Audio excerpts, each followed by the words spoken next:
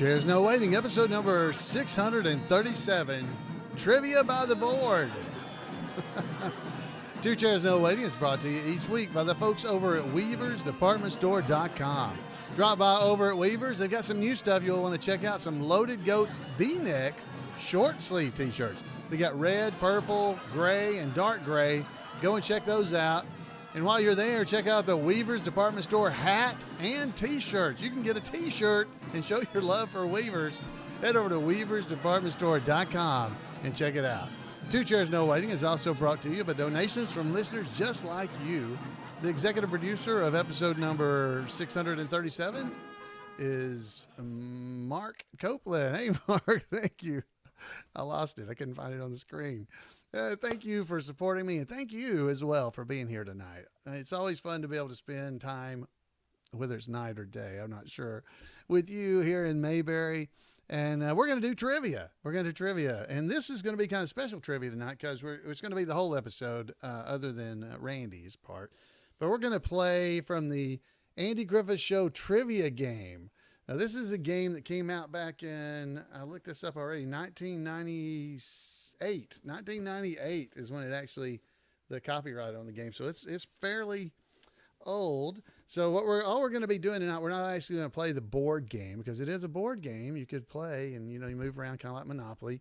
But inside there is a box full of trivia cards, and so we're going to play that. They're pretty cool cards. Every card's got like a TV set that says Andy Griffith Show trivia game on the screen of the old television that's in the picture.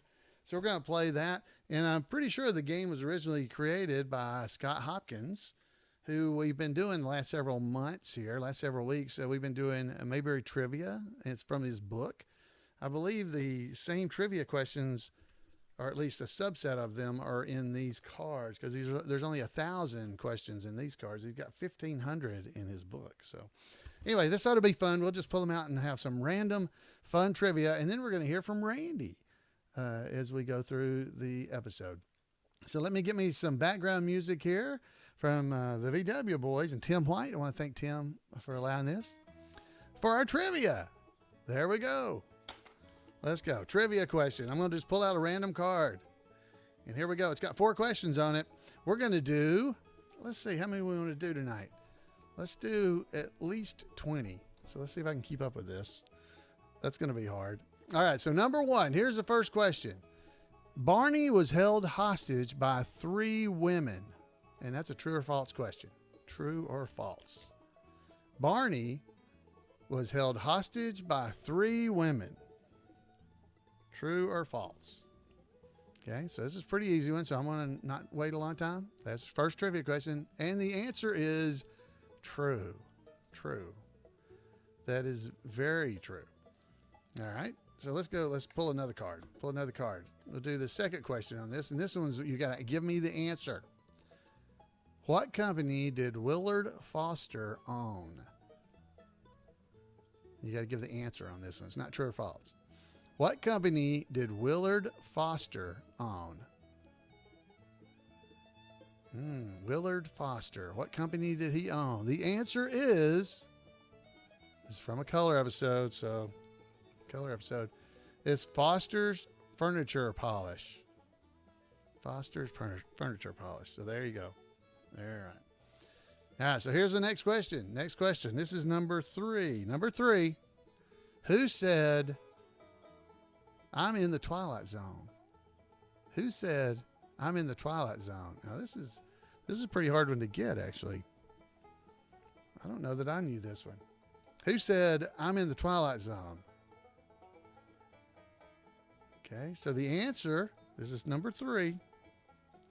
The answer is Otis.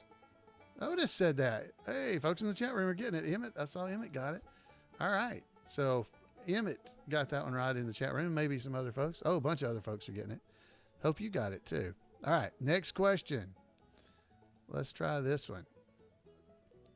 Which of Andy's girlfriends had a rich father? Which of Andy's girlfriends had a rich father? How you doing? How you doing on this? This is our 4th question, I believe. Which of Andy's girlfriend had a rich father? The answer is Peggy McMillan. Nurse Peggy. I'll give you that if you said that. If you said that one as well. All right, next question.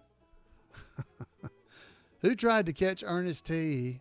the first time he was at Mrs. Wiley's home? Who tried to catch Ernest T. Bass the first time he was at Mrs. Wiley's home? At Mrs. Wiley's tea party? Who was it? Who tried to capture or catch Ernest T. the first time he was at Mrs. Wiley's house? The answer is Mr. Swamp. Mr. Swamp. Can you see Mr. Swamp trying to catch her Ernest T. Bass? I can't. He doesn't even move. So how would you possibly capture Ernest T. Bass? All right. So that's the answer. That was number 5. All right, here we go. Next question. We'll do another true or false for you. None of the Darling boys ever spoke on the show. True or false? None of the Darling boys ever spoke on the Andy Griffith Show. True or false? That's a good one. All right. You got a 50-50 chance on it. Here comes the answer. None of the Darling boys ever spoke on the show. That's false. That's false. They did speak. Great beans ain't be. About to pop. Okay, so that's the answer. All right, so false was the answer. So all right, so that was number 6. Number 7. How many gas pumps are at Wally's filling station? All right, come on, you guys got this one. How many gas pumps are at Wally's filling station? Okay, all right, one last read, and then I'll expect you to answer.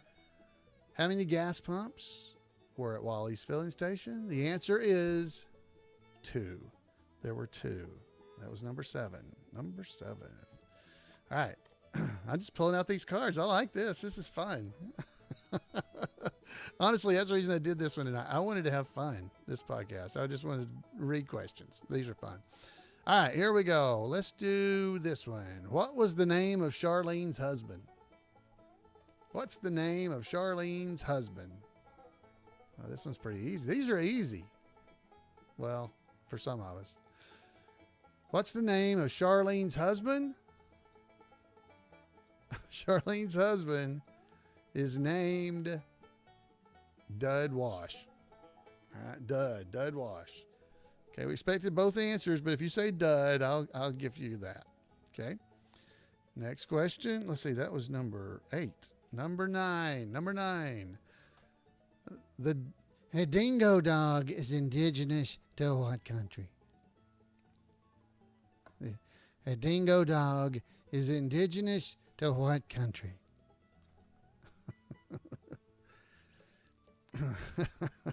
I love that one. A dingo dog is indigenous to what country? I don't know, Floyd. I don't know either. But it's indigenous. The answer is to Australia. That's right. That's exactly right. That's where dingo dogs from. Okay, now here's a I'm going to give you this one's a multiple choice. That was number 8? I think that was number 8, right? Yeah. Okay, so number 9. Let's try number 9. I think it's number 9. The chat room can fix it if I'm wrong. Number 9. This is a multiple choice. Where could the fish Old Sam be found? Where could the fish Old Sam be found? Okay. A, at Myers Lake. B, at Norris Lake. C, at Tucker's Lake. Or D, at Tellico Lake. Okay, so I'll give you those again. Where would the fish, or could the fish Old Sam be found? Myers Lake, Norris Lake, Tucker's Lake, or Telco Lake? Okay. You only get one guess. It's multiple choice. One guess. The answer is Old Sam, the fish, would have been found at Tucker's Lake. That was C. Yes. If you said C or you said Tucker's Lake, you are correct. You are correct. So there you go. That was number 9. Number 9.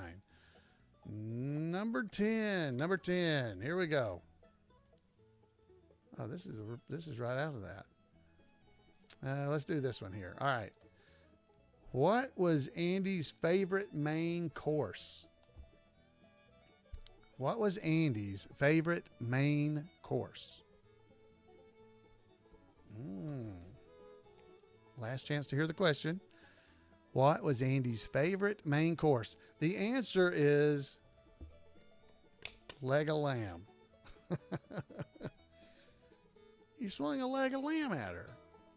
But I missed her. But you hit her mother. Yeah, right in the mouth. That's not got anything to do with this question other than it was a leg of lamb. Hey, Otis, I just saw your mother-in-law coming out of the dentist office.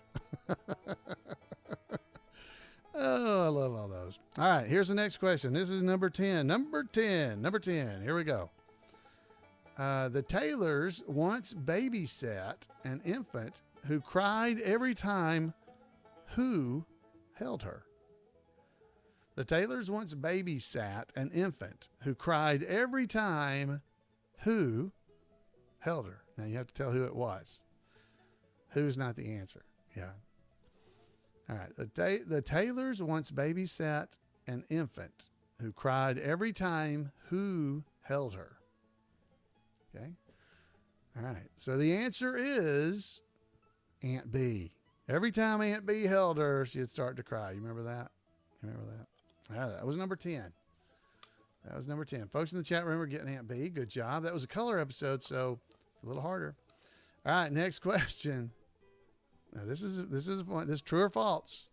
Barney's mother was never seen on the Andy Griffith Show. True or false? Barney's mother was never seen on the Andy Griffith Show. True or false? You got a 50-50 chance on this one. This is number 11. Barney's mother was never seen on the Andy Griffith Show. The answer is that's false. That's false. Barney, when he was stopping everybody on the road, he pulled her over and said, "But Barney, I'm your mother."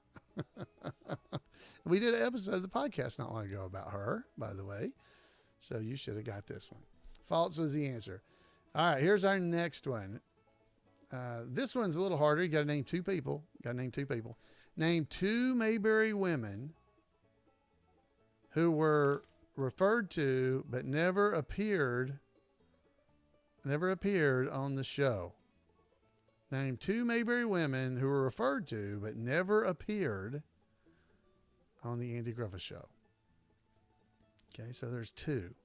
There's actually probably more than two, but the ones that they want in this one, there's two that they want. All right, so here we go. Name two Mayberry women who were often referred to but never appeared on the show. And the answer is Juanita and Sarah. Those are the answers that they gave. And that's what everybody in the chat room is pulling out as well. So that was number 12, I believe. All right. Number 13. Name the bully who broke a street lamp with an apple. Name the bully who broke a street lamp with an apple. You got to think about it a little bit. Number 13. Name the bully who broke a street lamp with an apple. The answer is Steve Quincy. Steve Quincy's the answer. All right, so that was is that number 13? I can't keep up with the answers. Was that 13? Somebody keeping up with this in the chat room? All right, number 14. Number 14. Name the mountain man who wanted to marry Charlene Darling. If y'all don't get this, you need to do some remedial Andy Griffith Show watching. Okay? Name the mountain man who wanted to marry Charlene Darling. All right, one last time. That was 14. The last one was 14 or this?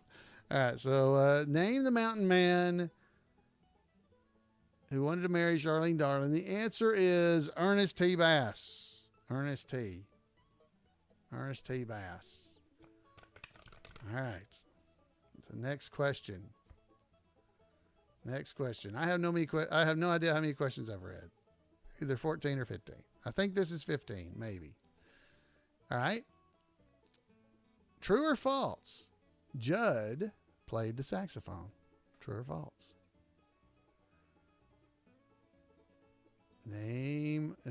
Judd played the saxophone. True or false? This is number 15. I think. Last chance. This is true or false? Easy one. Judd played the saxophone. True or false? The answer is it's false. False. It is false. Not true. All right. Next question. Who called Mrs. Mendelbright a snoop and a bulb snatcher? Who called Mrs. Mendelbright a snoop and a bulb snatcher? I think it's 16. Yes. This is 16. Who was it that called Mrs. Mendelbright a snoop and a bulb snatcher? The answer is it was Barney. It's Barney Fife. F-I-F-E, Fife. Barney. Snoop, bulb snatcher. So that's the reason I love the trivia. It brings back all these memories of every scene we talk about. All right, number 17. Rube Sloan won the Ladies League Musicale. True or false? Rube Sloan won the Ladies League Musicale. That'd be true or false. It's an easy answer because you've got a 50-50 chance. Flip a coin if you don't know. Rube Sloan won the Ladies League Musicale. The answer is that's false. That is false. That's Rafe Hollister, right? That's Rafe Hollister. All right, let's see. Okay, you got to name this one. Who said, this is number 18. Who said, "You're so suave and worldly"? Who said, "You're so suave" or suave, suave and worldly? Who said, "You're so suave and worldly"? The answer is Gomer. Gomer said that. Gomer Pyle. It was Gomer. All right. I already gave the answer on that one. It was Rafe Hollister because that's the next question. He won the lead, the musicale. Next question. This is number 19. Okay. Who said, this is another who said, "The sheriff is more than just a sheriff. He's a friend"? Who said that? Who said, "The sheriff is more than just a sheriff.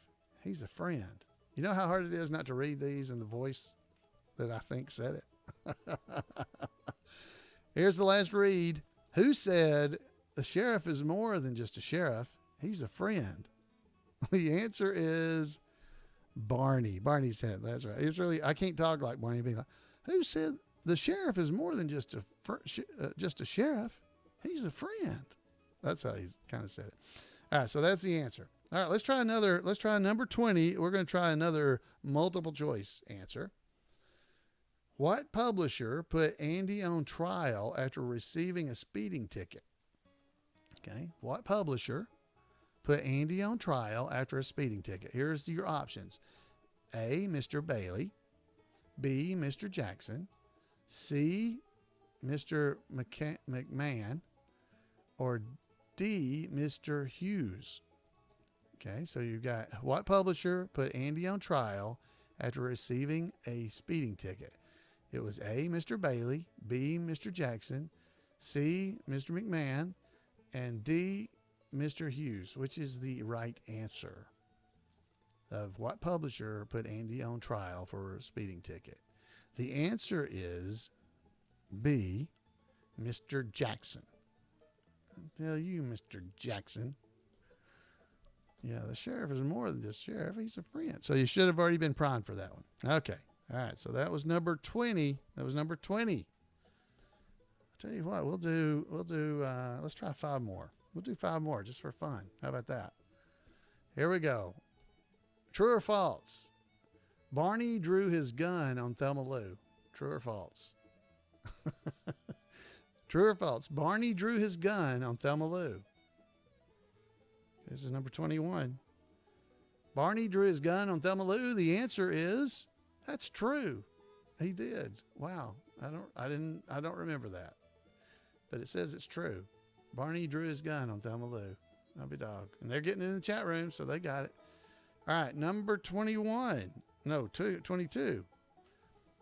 Who gave Otis a homemade cure for a hangover? Who gave Otis a homemade cure for a hangover? Okay, you got to give the name this time. Who gave Otis a homemade cure for a hangover? The answer is Andy. It was Andy. That's exactly right. It was Andy. All right, so that's good. All right, so let me draw another card. All right, number 23. Who said his pot of gold was in Mayberry? That's a good one. Who said his pot of gold was in Mayberry? You got to give the name. Who said his pot of gold was in Mayberry? The answer is Howard Sprague. Howard Sprague said that. That's when he had gone on his, went to the Caribbean islands. Remember that? That's when he had gone there. All right, number 24. We're almost done here. Number 24. We'll do true or false. Ellie Walker was a licensed pharmacist. True or false? Ellie Walker was a licensed pharmacist. True or false is your options. Are your options. Ellie Walker was a licensed pharmacist. True or false? The answer is true. True. She was a licensed pharmacist. She was a PhD, a pharmacy gal. That was her. All right. And our final question, number 25. Who forgot to order gas for the filling station? Who forgot to order gas for the filling station? Who was it? Who forgot to order gas for the filling station? The answer is Goober. Goober did it. It was Goober. He forgot to order gas again. So how did you do, guys? How did you do with your questions, your answers? I hope you did well and were able to do pretty good. And mostly, I hope you had a good time. That's the main thing about these. I want to have fun. This was a fun one. Just have some fun. And again, these questions come from the Andy Griffith Show trivia game that you can't buy anymore. It's not been out for years. This was in 1998 is when it was actually published. And that's my board game and the cards that are inside. So, all right. So I hope you enjoyed that. That was pretty fun. I don't know how you did. We got folks in the chat room saying they got 23 of 25, 24 of 25. I don't see the other answers of how they did. Lydia said she missed one. So that's how many extra questions I gave. I think there were 25. She got 24. And Dennis said only missed 5. So good job. I hope folks in the chat room had a good time. It looked like they did. And I hope you did as well. So now I know you're going to have a good time because we're going to get here from This Week in Mayberry History from Randy Turner. Welcome to This Week in Mayberry History, a report by special correspondent Randy Turner of the Gomer and Cooper Pyle Comic Book Literary Guild of the Mayberry Historical Society. After starting with Desilu, but taking a 9-month detour to the Philippines, as we discussed earlier, Bruce Bilson returned to Desilu in 1960 and landed what he has often said was his favorite job of his lengthy career, serving as assistant director on the first 2 seasons of the Andy Griffith Show.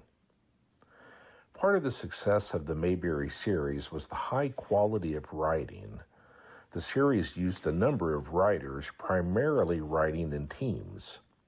The quality of the scripts was high and kept that way by story consultant Aaron Rubin, who Bruce always referred to as the main man. The Andy Griffith Show was produced like a finely tuned machine to stay on schedule. It's easier to explain the process by beginning on Thursdays. Each Thursday morning, a production meeting was held. The cast would then come in and have a read-through of the script that they would be shooting in 10 days. Bruce says that it was during this process that Andy really set the down-home tone of the show. Bruce colorfully described executive producer Sheldon Leonard, who was born in New York, as a D's, Dems, and Don'ts kind of guy. It was Andy who injected the North Carolina way of doing things during the read-through, through which Aaron Rubin could pick up and incorporate into the script, which he would personally rewrite over the next week. After that read-through, the cast then read through the script they were going to shoot the following week. After that read-through, most of the cast would leave, but Andy, Don Knotts, series director Bob Sweeney, Hazel, the script supervisor, Aaron Rubin, and Bruce would go into Rubin's office and go over the script again, line by line, to try to make it even better. As they did so, Hazel would make the changes in her script. When finished, she gave her revised script to Bruce, who then took the script to a transcription and mimeograph business located nearby. Bruce recalled that Barney's first use of the gag of trying to show his strong memorization of something, when he really didn't know a word of it, came about during one of these sessions. Bruce was in the room when Don Knotts handed Griffith a handwritten list of rules and had Andy ask him about them. This gag was not in the original script as written by the writers, but after the group in Rubin's office saw how it would work, Rubin added it to the script and it became part of the show. And that particular gag was so good, it was later expanded and used again, this time involving the preamble to the Constitution. Many fans think that some things like this were ad-libs. The Andy Griffith Show was a one-camera show with shots that had to be planned, lighting that had to be set up, and so on. They couldn't handle ad-libs of this type. But parts such as the memorization gag did come from Andy and Don, but it was during these meetings, not while actually filming. The first thing Friday morning, Bruce would pick up the scripts from the transcription and mimeograph business where he had dropped them off the previous evening. And as a result, the first thing Friday morning, they all had a new, polished version of the script that they had read through the previous day. The cast would then rehearse. Over the weekend, the actors would learn their lines on their own at home. Then they would come in Monday and start shooting. Episodes of the Andy Griffith Show were shot Monday through Wednesday, with the outdoor scenes scheduled to be shot first in the unlikely event of inclement weather, rarely a problem where they were filming in California. While the episode was being shot, Aaron Rubin was continuing to polish the script that they would be shooting the following Monday through Wednesday. And after they finished filming on Wednesday, they came in Thursday morning and started the process all over again. Bruce was particularly proud of a contribution he made in using so many extras, which he always referred to as my gang. Some were extras who worked on I Love Lucy, which filmed before an audience on Thursday and Friday, while the Mayberry cast and crew were conducting read-throughs and rewrites. This enabled these actors to get a full week's pay. Other of Bruce's gang were older extras who were not normally used in most other productions, but Bruce considered them his Mayberry stock company. While Bruce did this for 2 seasons of the Andy Griffith Show, he did eventually leave, which we'll discuss in the conclusion of this series of reports next week. And that's it for this week. As always, thanks for listening, and remember to take care of yourself, take care of others, and take Andy's advice and go out there and act like somebody. Wow, thank you, Randy. It's always great. Randy's reports are always amazing. If you want to make sure you don't miss out on any of the stuff he's doing about the Andy Griffith Show, online or anywhere else, send him an email at turnersgrade turnersgrade@gmail.com. turnersgrade@gmail.com, and he'll make sure you don't miss out on any of the fun.